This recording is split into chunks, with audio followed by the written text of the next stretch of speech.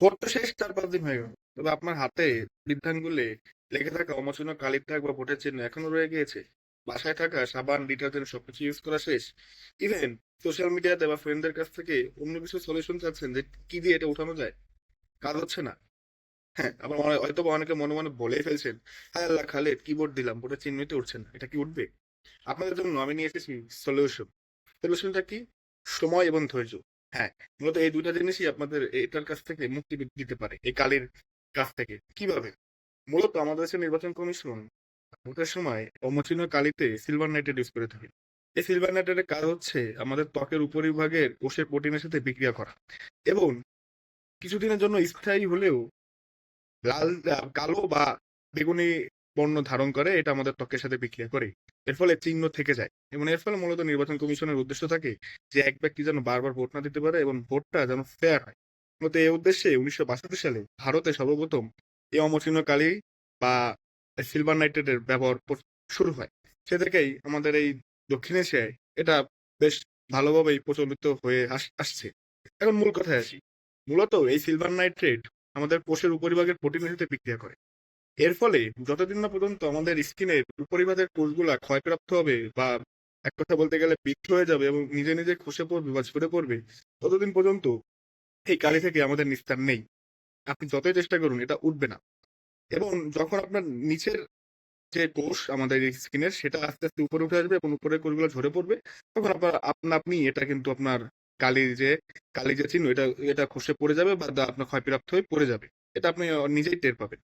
কিন্তু যদি এই কালির দাগ অর্থাৎ সিলভার নাইট্রেটের এই প্রলেপটা আপনার আঙ্গুলে লাগে, সেক্ষেত্রে কিন্তু অনেক টাইম লাগবে। It takes time.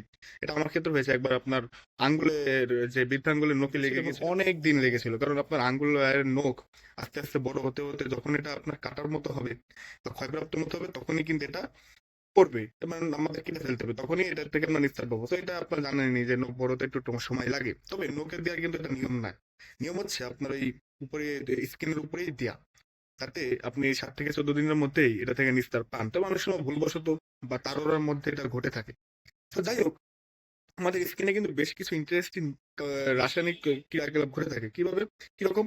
আপনার মূলত আমাদের স্কিনের যে নিম্ন স্তরের কোষ এটা আস্তে আস্তে আপনার উপরে উঠতে থাকে সজীব এবং সতেজ হয়ে, এবং এর ফলে আপনার উপরে থাকা কোষগুলা স্বাভাবিকভাবেই বৃদ্ধ হয়ে যায় বা আপনার বয়স হয়ে যায়, বলতে গেলে, সহজে বলতে গেলে সেটা আপনার ক্ষয়প্রাপ্ত হয়ে যায় এবং ধসে পড়ে যায়। এটাকে আপনার বলে প্রাকৃতিক ন্যাচারাল রিনিউনাল কোষের।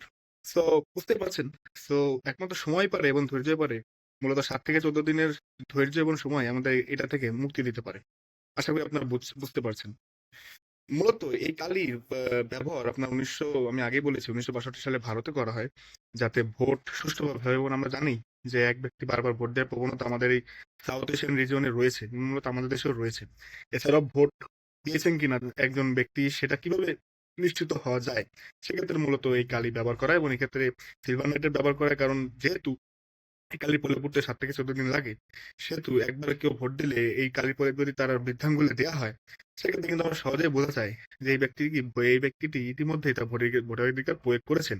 এর ফলে যারা ভোট নিচ্ছে তাদের পক্ষেও সহজ হয় বোঝা এবং যারা ভোট দিচ্ছে তাদের পক্ষেও কঠিন হয়ে যায় আপনার জাল ভোট দেওয়া বা একবার বারবার ভোট দেওয়া। তো মূলত এসব ক্ষেত্রেই, এসব উদ্দেশ্যেই এবং এসব থেকে প্রতিরোধ পাওয়ার জন্যই আমাদের দেশের নির্বাচন কমিশনও এই কালির ব্যবহার বহুত আগে থেকেই করে আসছে এবং আমাদের দেশের মানুষও কিন্তু এক প্রকার ইউজ টু। তো আপনারা অযথা সাবান ডিটারজেন্ট নষ্ট করেন না। এমনিতে অনেক দাম, এমনিতে মূল্যস্ফীতিতে আমরা রয়েছি, মূল্যস্ফীতিতে।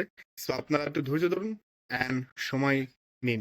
এটা অবশ্য আপনার ধৈর্য এবং আপনি যে ধৈর্য ধরতে পারেন, এটারও কিন্তু একটা পরীক্ষা হিসেবে নিলেও নিতে পারেন। আশা করি আপনারা জানাবেন আপনাদের হাতের এই ভোটের প্রলেপ বা অমসৃণ কালির দাগ উঠেছে কিনা। ধন্যবাদ।